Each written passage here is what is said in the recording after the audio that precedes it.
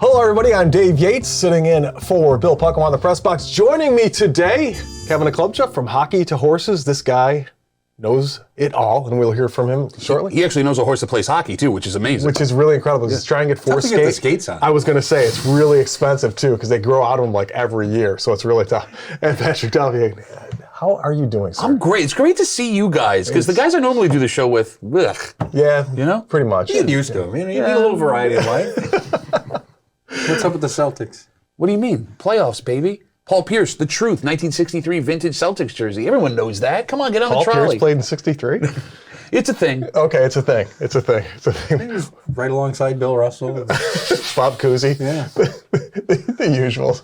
Well, talking about hockey, let's talk about the Amerks to start off. Let's say... Everybody else is. We should, too. And it seems like it's been a long time since it's been like that. Oh, at least 15, 17 years. And that's what losing does when you lose for decades or a decade plus. I mean, and they weren't necessarily losing in recent years, but never made a run, couldn't win a playoff series, and suddenly, I think what's amazing is that even before momentum built in the playoffs, fans were there. The first home playoff game against Belleville was 6,300 maybe. That's the biggest crowd they've had in a first round game in 60s? I don't know. I wasn't even here then, but I don't remember ever seeing a crowd like that in the early rounds. And they weren't just there. They were energetic and into it. And they didn't need a scoreboard to say, pump up the volume. They were cheering, chanting. It was amazing. And it's built from there. Well, we talked about this a couple weeks ago on the show about how the AHL has gone from you could build a local team that would help out your parent club every once in a while and put some prospects on there too. The AHL now exists to feed the NHL, right? Like these teams aren't built to win. They're built to develop these prospects. Well, the Sabres have been so bad for the last 10 years that you weren't getting those prospects because they were being rushed up into Buffalo. The last 2 years... And they drafted poorly. Yes, that also. The last couple of years, you've got people that folks want to go see playing for Rochester. And what makes it even better is this is sustainable because the talent that you have in Buffalo right now, plus the draft picks that you have in the next 2 drafts are so good. You're going to have guys that are playing well. Russalainen, for example, he's not going to make Buffalo's roster most likely next year, which is insane.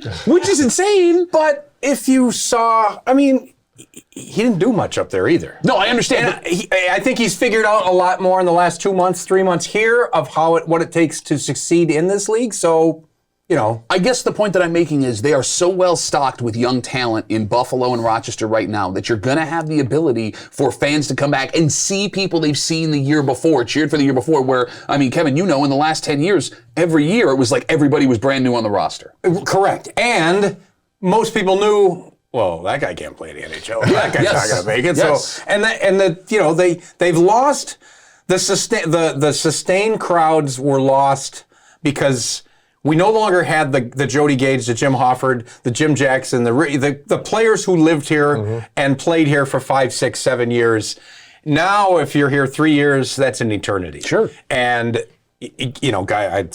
very few even play or stay, after their career and make this their home, which was a common thing for decades. So you lost that familiarity. Who's the face of the franchise? Well, right now it's the young kids, and like you said, people are excited to see them. They've heard all about them on Buffalo TV during Sabres broadcast. Now they come watch them. They go, "Wow, this guy's good. You got to come back." And it's built, and it's created a buzz where when radio shows are talking about them in the morning that don't talk hockey or even sports, then something's happened. It's good to have the Amerks back, the excitement back. And when the DNC's covered them, something's happened. It must be big then. It must be. Absolutely. We're back with more of the press box right after this.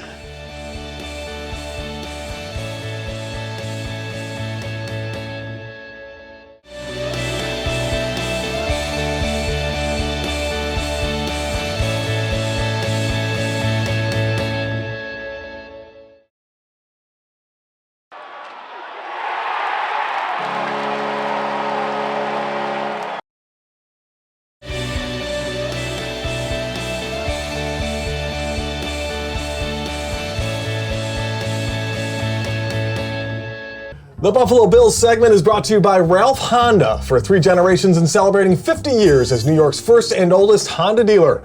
Visit Ralph Honda today and find out why we do Honda right. RalphHonda.com. Well, this Buffalo Bills segment a little different than some in the past because obviously what happened in Buffalo last weekend is something that should be discussed. And the Bills have always been such a huge part of that community, and the way that they have been stepping up is really something to take note of. Yeah, for example, I mean, Wednesday, Josh Allen, Stephon Diggs, Sean McDermott, a couple other guys were out volunteering, handing out food to folks that were, in need in that neighborhood right now. I mean, it's one of those things where, we love the Bills and we love the Sabres, and but it really puts in perspective how, in reality, pointless this whole thing is when you can't get basic human things correct. You get what I'm saying? Yes, and the community always comes together, regardless of what it is. But when it's this type of a tragedy and this happening, it's hard to even move forward. Like, what do you do, and how do you try to comfort and think that the future will be better? I mean, that's the difficult thing to try to grasp, is what makes us think, how's this going to change? What do we need to do to make this change? And I mean, it also goes down to energy, right? Because we spend time and energy watching and cheering and all these things, but there's a part of me, if I'm being sincere, that feels guilty wanting to watch hockey in bed. Like, I didn't watch any sports on Saturday after that up until like Tuesday because, again, you've got these folks that are dealing with what they're dealing with now. You've got these issues outside of that event that led to that event, right? Where is my energy better spent in other avenues than it is sitting and watching an NHL playoff series or an NBA game or going and watching and getting ready minicamp for the Bills over the last week, right? It's just, it puts things in a perspective that makes people uncomfortable, but maybe that uncomfortability is where we have to be to get things to where they should be in the end. And talking about the Bills and on the field, the rookies showing up, and what do you think we can expect from this rookie class? I mean, what's interesting about this is you have your first round pick in Kamir Elam. You need him to show up, right? Like, they're saying he's competing with Dane Jackson for that other corner spot. If Dane Jackson beats him out, that's going to be a problem, which is also unique for this roster because Bean and McDermott do not like playing rookies the first year out. They want to give them that, seasoning period. That being said, everybody outside of the first round, with the exception of the running back, you don't really need him. Like, you could have traded. That's the great thing right now, is that they don't have to rely on the draft in order to compete and or win a division. And in a lot of years, that's how it's been. You need guys to step up right away. Yeah, but I mean, like last season, for example, you had multiple draft picks that were plucked off of your practice squad that other teams they're on their roster now. You drafted for other teams, essentially. Yeah. Like, I was very surprised draft-wise that the Bills weren't more aggressive to move up in the third, second, and first round because, look, there are going to be guys that either don't make this team that you drafted or, like last year, 5th, 6th, 7th round picks that you try and sneak on the practice squad that are gone. What was the point of those draft picks? Yeah, and it's how long has that been since the Bills have said, this guy better step up his first year or we're going to be in trouble? Well, that also may have been why they missed the playoffs for almost 20 years, right? Like, hey, 22-year-old guy that's never played below 50-degree weather, you're leading this place. Don't worry about the wind. Good luck to you. Yeah, it won't do much. Don't worry. All right, we're back with more of the Press Box right after this.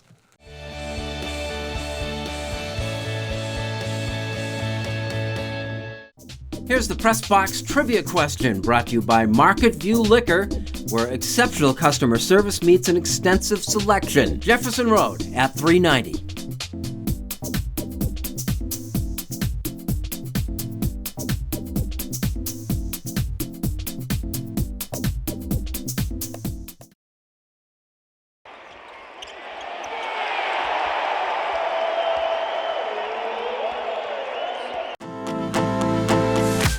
Favorite place in the world that I've traveled to? How about Greece? Hello again, Mike O'Brien, your getaway guy. Check out my podcast. I'll take you there at thegetawayguy.com. Here's the Press Box trivia answer brought to you by Market View Liquor, where exceptional customer service meets an extensive selection. Jefferson Road at 390.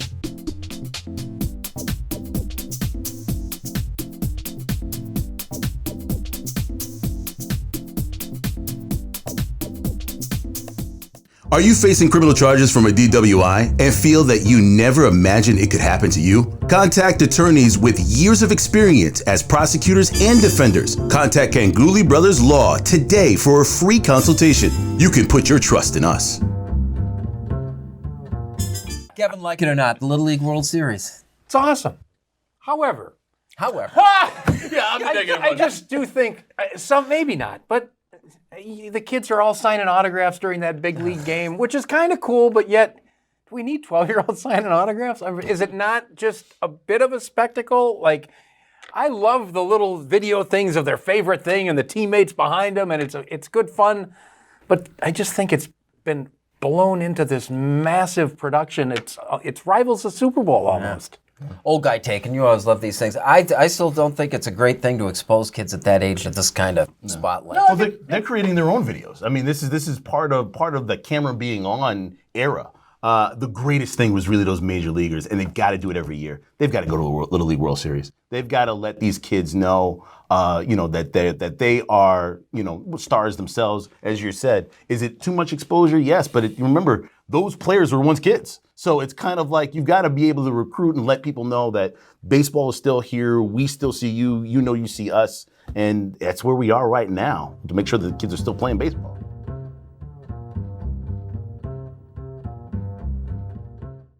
This segment of the Press Box, Like It or Not, is brought to you by Ganguly Brothers Law Firm. Attorneys with years of experience defending the accused. Don't go unprepared. Contact Ganguly Brothers Law today. Kevin, like it or not, the Red Wings. What a time to be a Rochester sports fan right now. The Wings go on a 9-game winning streak. The Amerks are hot in the playoffs. These Wings are fun to watch. I mean, I want to say it's about time. It's been so long since they have been able to create a spark, but I just think they're so fun to watch. And Luis Garcia, holy cow. I mean, he's hitting 350, OPS over 1,000. Go watch this kid because he's good. You're an expert here. I got to ask you a question. Does the affiliation change have anything to do with what we're seeing in Rochester right now? Because the parent team's so bad that they have good prospects coming up. We can hope. But the thing is, it's odd. They actually signed some good veteran free agents. They bring Jack Knoll back and they get Meneses, and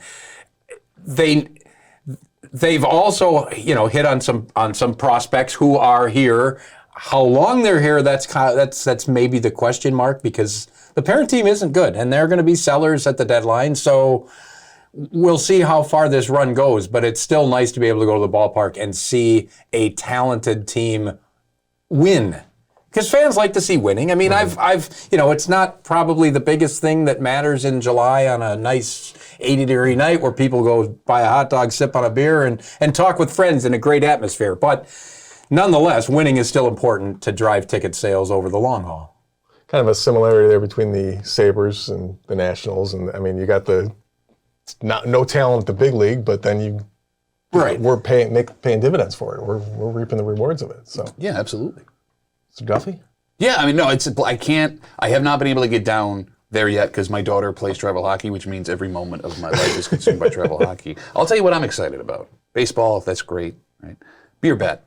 Cannot wait to get down, because I tried to get the beer bat last year, and they sold out of beer bats in 3 days. I couldn't get my beer bat. Have you had a beer bat yet? No. I'm usually in the press box. Okay, so. Yeah. I love how you say that like you wouldn't sneak in a beer bat, Kevin. I've known you a long time. It is fun to just go sit in the stands. I admit it. And I have not done that yet this year either, but, when the Amerks keep playing, and it's a little tough to... Why don't you just get a glass of beer? No, it's not the same thing. You've seen the beer bat. It's 3 feet of beer, man. I get that. You know what? Here's the thing I don't like. Like, why has every arena and every stadium gone to the 24-ounce can of beer? Everywhere. You can't get a 12-ounce. Oh, yeah. Why is that? You know what stinks? More beer. It does. Oh, man. You know what? I like to enjoy it. I don't like to guzzle it. Oh, my God. By the time I get to the 12th ounce, it's already warm. Imagine the 20th ounce. Drink faster. Yes, that's a good idea. Oh, hey. Hey, look, I have to drink faster. No wonder they have the DWI or stop DWI ads. I'm getting a ride home, and I have to drink faster to make your takes tolerable, Kevin. That's why I need the beer bat. Ouch. You know what a beer bat would go great with? The XFL on Disney. Well, okay, can we talk about that? Disney has bought the XFL, right? So they're never going to show any clips from the old XFL. Like, could you be more 180 in what you're doing here? You have scantily, think back to when the WWF then, now WWE owned it. Scantily clad women dancing suggestively into cameras. Everything about it was extreme, right? You had horrific injuries. The quarterback in one of the quarterbacks in the championship game, his head almost came off the week before. I'm not making this up. And now the mouse is going to broadcast all the XFL stuff. So they're going to try and do this straight football, no gimmick, which I find interesting because there's another minor league football system that's trying to do the same thing. You've seen over week 1, you had people in the crowd, people were watching. Week 2, it fell off a cliff. The football's good, but are people going to care? And is The Rock being a part of it enough to float it? And will they have beer bets? I can't believe you know anything about the old XFL. It's kind of scary, right? It's horribly scary. The fact that he's asking if the rock can help it float, I think kind of Rocks don't float. That sums it up right there, doesn't it? Rocks don't float. That's physics right there. That's right. Simple physics lessons right here on the Press Box. Things you can learn. And plenty more coming up right after this.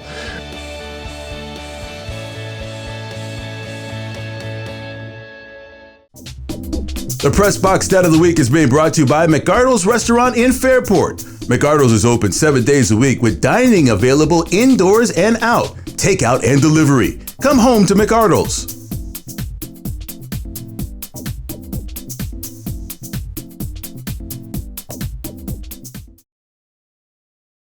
And now to Eichel. He floated one.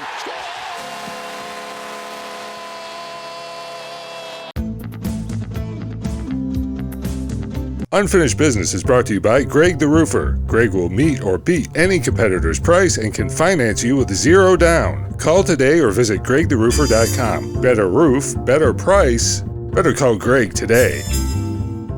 Well, it's time now for Unfinished Business, and we start tonight with Pat Duffy. We could be looking at the end of an era in the NBA. Your final 4 teams: Celtics, Heat, Mavs, Warriors. One of those teams is not like the other 3. The Warriors still built like a traditional super team that we've seen successful the last 10 to 15 years. You got your 3 guys and a bunch of role players. The other 3 teams, not built that way. The Celtics, for example, Jason Tatum is a heck of a player, and he could be a budding superstar, but that's a team that plays team basketball. Every single player leads to the success of that roster. You got Jimmy Butler in Miami. I mean, he's a great player, superstar, kind of. But again, every player has to play their role for them to be successful. Same with Luka and Dallas, right? Dallas might have the best basketball player in that series. The next 7 belong to the Golden State Warriors. The point that I'm making is this. If Miami, if Boston, if Dallas manages to dethrone what everyone kind of believes is the best team in the NBA in Golden State, you're going to see a shift because the NBA is a copycat league. Gone will be the days where you're going to spend $100 million on 3 guys and no money on the rest of the roster, where you're going to see guys like Sam Cassell coming off the bench in a Kevin Garnett, Paul Pierce, Ray Allen championship run. And back will be the days of actual scouting for basketball. Now, don't get me wrong. I had fun watching these super teams. You see amazing things happen. But it is interesting how no matter how things change, eventually sports goes back to what it was when it first started. If you go to a Rochester Red Wings game, or any minor league game really, you will see on occasion the umpire just go, and nothing has happened.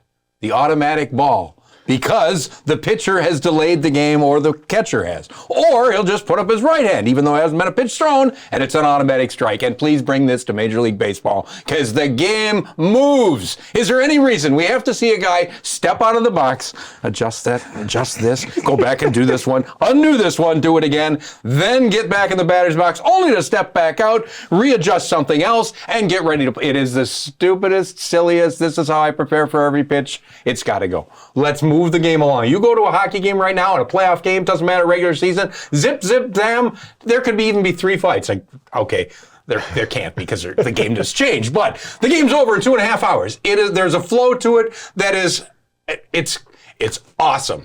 We need to get, I understand there's not a clock in baseball. I understand it's not timed, but let's just speed it up where we can, because the game flows so much better and it's so much more enjoyable for players and fans. All right, now I'm going to talk about something that has never been talked about in the decade-long history of this show, Formula One racing. Believe it or not, millions of people have started talking about it because of one simple reason: Drive to Survive. The Netflix show that was sort of a sports version of Tiger King during the pandemic. Remember that thing? People became obsessed with watching it. The personalities, the access, the amazing cinematography made it fantastic. Now, more people can probably name you the head of Red Bull, Christian Horner, than can tell you who the manager of the San Diego Padres is. Anybody? Manager of the Padres? Kevin, that's you. There you go. And now those same people are waking up on Sunday morning to watch the races. People who never cared about sports, much less about auto racing. Makes you wonder, could something like that work for baseball, a sport that is losing fans in droves, but keeps ignoring that fact? They need to do something, because there's a whole generation of viewers who are starting to see America's pastime as truly a thing of the past. Didn't they say that about soccer? Well, that'll do it for this week's edition of the Press Box. Thank you so much for joining us. And for Kevin and for Pat, Guys, thanks for hopping on board. Great to be here. You want to go get a beer bat? You guys want to go? Ooh, make it 2. They got a 12-ounce Small one. Yeah. The mini. Kevin is too good. The T-ball man. The espresso beer bat. Oh, thanks for beer bats and more. We'll see you next time on the Press Box.